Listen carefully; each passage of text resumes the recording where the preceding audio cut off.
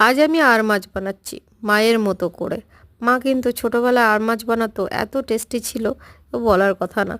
বাবা কিন্তু বাজার থেকে যখন আর মাছ নিয়ে আসতো, মা একটু রসি কষিয়ে রান্না করতো, খুবই ভালো লাগতো, টেস্টি লাগতো বেশি। এক থাল গরম ভাত অনায়াসে উঠে যেত। যখন স্কুল থেকে আসতাম, মা দেখতাম একটু আর মাছ বানিয়েছে, হ্যাঁ, তখন কিন্তু অনেকই বেশি ভালো লাগতো। কিন্তু যত বড় হয়ে গেছি, মার হাতে রান্নাটা একটু মিস করি বেশি, কারণ বিয়ে হয়ে শ্বশুরবাড়ি আসার পর নিজেকেই রান্না করে খেতে হয়।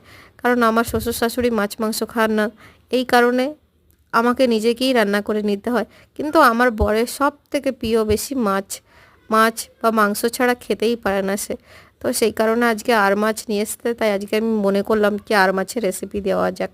তো চেষ্টা করলাম মায়ের হাতের মতো রান্নার মতন চেষ্টা করলাম, যেরকম মা রান্না করে। আমার ভিডিওটা যদি ভালো লেগে থাকে, লাইক কমেন্ট শেয়ার করে সাবস্ক্রাইব করতে ভুলো না বন্ধুরা।